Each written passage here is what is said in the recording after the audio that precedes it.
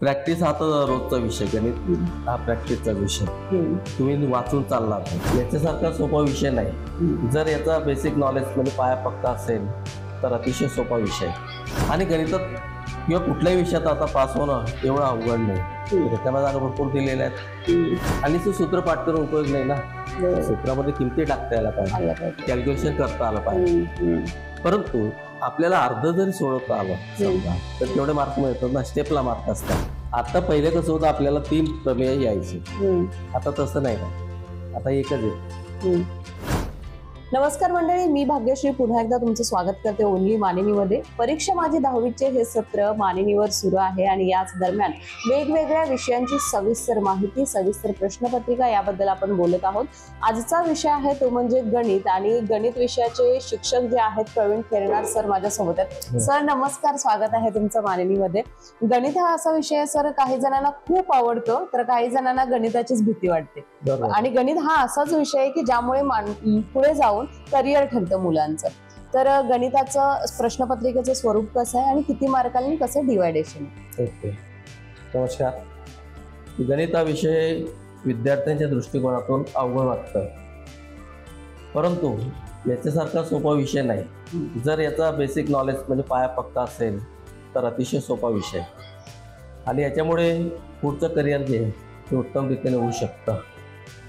तर गणित इयत्ता 10वीचं भाग 2 असतात, गणित भाग 1 आणि गणित भाग 2. एकूण 80 मार्काचा पेपर असतो, 40-40. त्यापैकी 20 मार्क हे अंतर्गत असतात, ज्याच्यामध्ये प्रॅक्टिकल आणि वह्या या 2 गोष्टी त्याच्यामध्ये येतात. प्रॅक्टिकलचा जर विचार केला तर त्याला 3 मार्क पहिल्याला, 3 मार्क दुसऱ्याला, असे मार्क असतात. आणि जी प्रॅक्टिकल वही असते तिला 4 मार्क. असे एकूण पहिल्याला 10 आणि दुसऱ्याला 10 मार्क आपण देत असतो. एकूण 40 मार्कांचा पेपर पहिला जर आपण विचार केला तसंच दुसरा पण असतो. एकूण प्रश्न जर घेतले तर 5 असतात. या 5 मार्कांचं डिवायडेशन जे केलेलं आहे ते प्रत्येक प्रश्नाला हे सारखेच गुण असतील असं नाही. त्यामध्ये विद्यार्थ्यांच्या दृष्टिकोनातून विचार केला, सोपं पास व्हायचं असेल, ज्यांना काही येत नाही अजिबात, त्यांच्यासाठी प्रश्न क्रमांक 1 हा जो आहे त्याच्यामध्ये रिकाम्या जागा असतात 4 मार्काच्या. आणि ब भागामध्ये 4 मार्कासाठी थोडक्यात उत्तर, म्हणजे एका वाक्यात उत्तर थोडक्यात सोडवायचं असतं. असा हा पहिला प्रश्न सोपा असतो. दुसरा प्रश्न जो आहे तो त्याच्यापेक्षा सोपा आहे, अ भाग.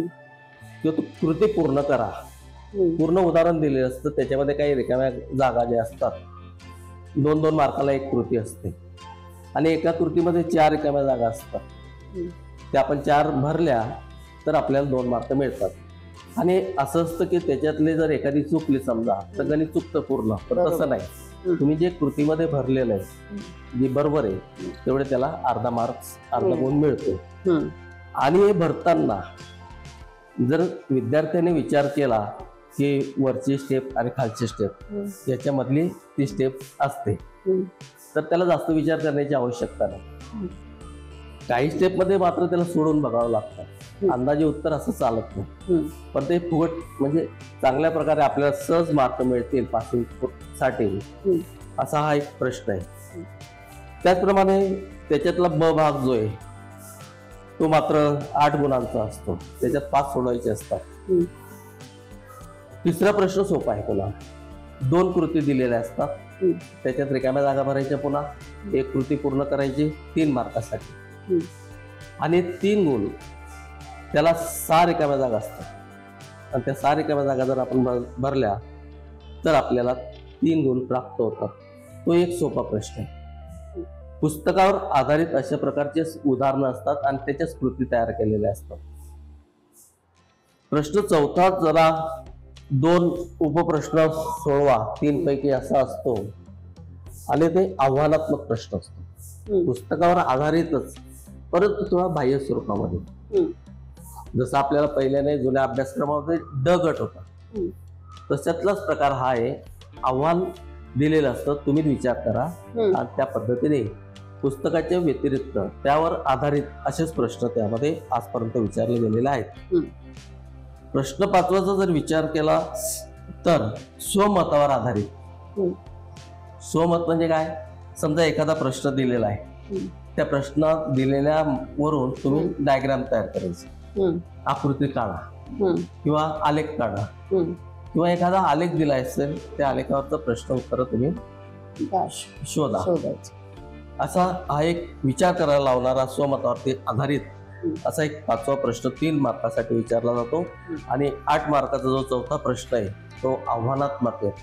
हे 2 प्रश्न जे आहेत हे ड ई तुकडी जे असतात यांच्यासाठी जरा अवघड वाटतो त्यांना, परंतु इतर विद्यार्थ्यांसाठी मात्र हे प्रश्न अतिशय सोपे आहेत. आणि गणितात किंवा कुठल्याही विषयात आता पास होणं एवढं अवघड नाही. त्याच्यामध्ये जागा भरपूर दिलेल्या आहेत. शाळेकडनं किंवा आपण जे तोंडी वयांचे मार्क्स, प्रॅक्टिकल मार्क्स असतात ते त्यांना प्राप्त होतात.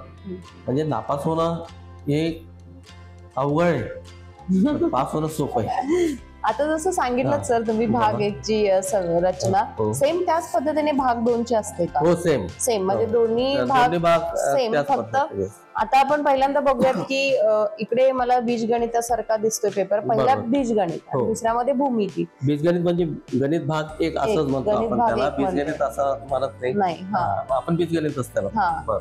मग यामध्ये आता इक्वेशन्स आणि हे तुम्ही आता जसं सांगितलं की रिकाम्या जागा भरा म्हणून दिल्या जातात. तर जसं तुम्ही सांगितलं तर शेवटचा हा प्रश्न जो आहे तो आव्हानात्मक आहे, 4था आणि 5वा.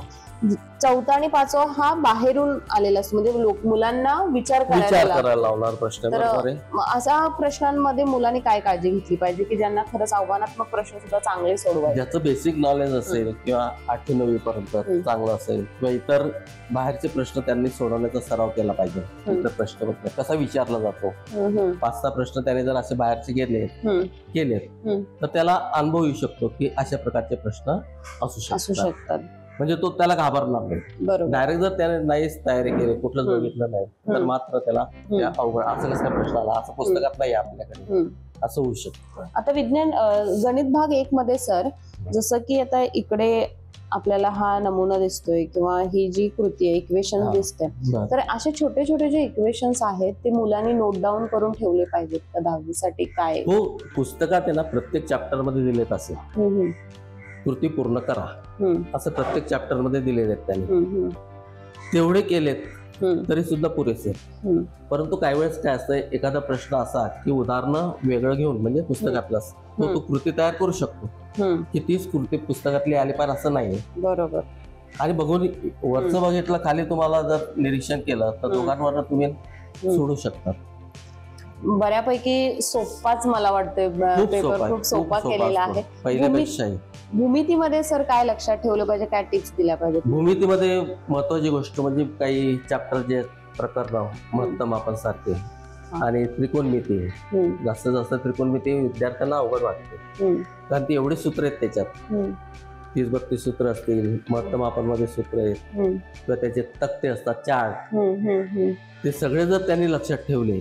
आणि सूत्र पाठ करून उपयोग नाही ना, सूत्रामध्ये किमती टाकता यायला पाहिजे, कॅल्क्युलेशन करता आलं पाहिजे. परंतु आपल्याला अर्ध जरी सोडवता आलं समजा तर तेवढे मार्क मिळतात ना, स्टेपला मार्क असतात. बरोबर. आपण जर येतच नाही असं सोडून दिलं तर नाही होणार. स्टेपला मार्क आहे, स्टेप आपण जर केली, फॉर्म्युला लिहिला, मार्क झाले पाहिजे.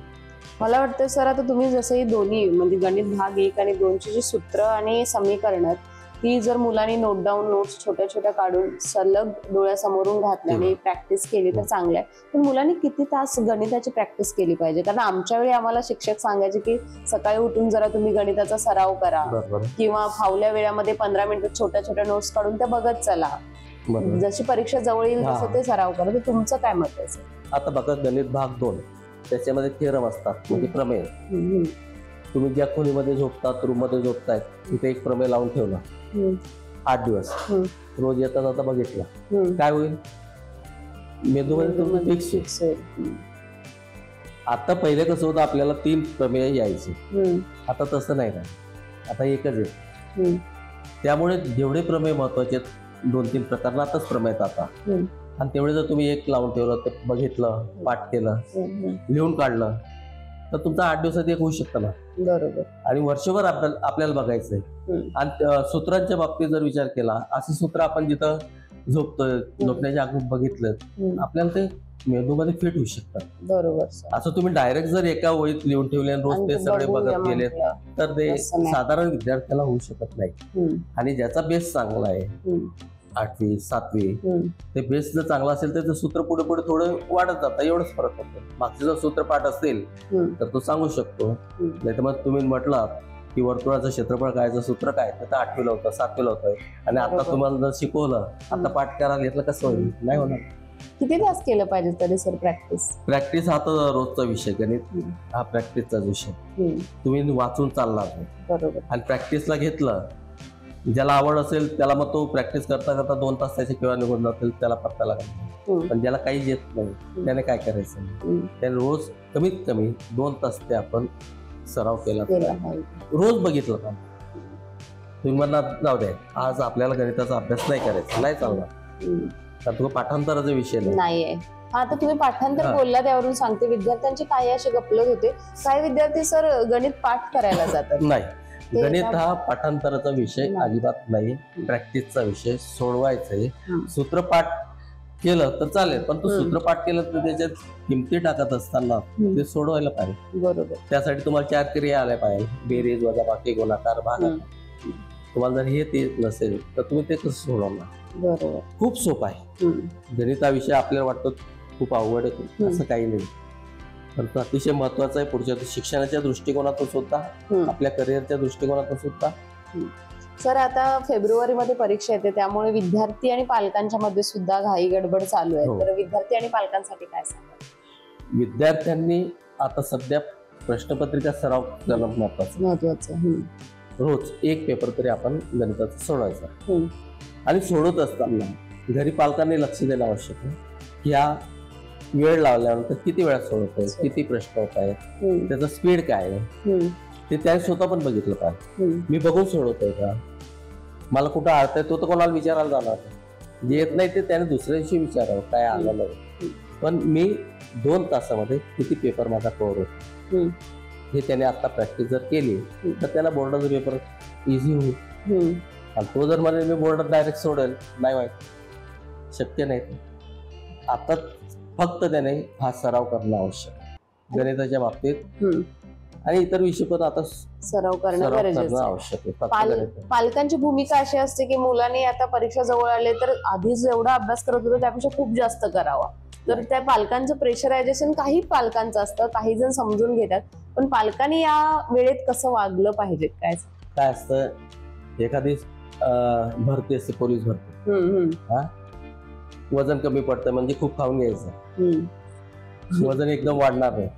तसं जर तुम्ही एकदम त्याच्यावर आता खूप खूप खूप अभ्यास नाही चालणार ना. ते पहिल्यापासून जर तू करत आला असेल तर तुला जास्त करण्याची आवश्यकता नाही. आणि तू जर म्हणेल आता 1 महिना परीक्षा, खूप रात्रंदिवस, त्याचा काय कोणावर परिणाम होईल? शरीरावरती परिणाम. रात्रभर जागेल, दुसऱ्या दिवशी काय होईल? झोप लागेल, शाळेत बसणार नाही, मानसिक स्थिती बिघडते, पोट बिघडते. खाण्याची पद्धती पालकांनी लक्ष घातलं पाहिजे. काय खातोय, रात्री काय जेवण करतोय, रात्री जर भरपोट जेवलात काय अभ्यास करेल? नाही होत. तसं म्हणजे आहारावरती सुद्धा लक्ष दिलं पाहिजे. आणि खूप अभ्यास कर, खूप अभ्यास कर असं जर मागे लागलात तर तो करतो. त्याची रूम वेगळी असते, मस्तपैकी रूम मध्ये करतो. ते पालक केलं तर हा झोपतो, नुसतं खाली असं नाही.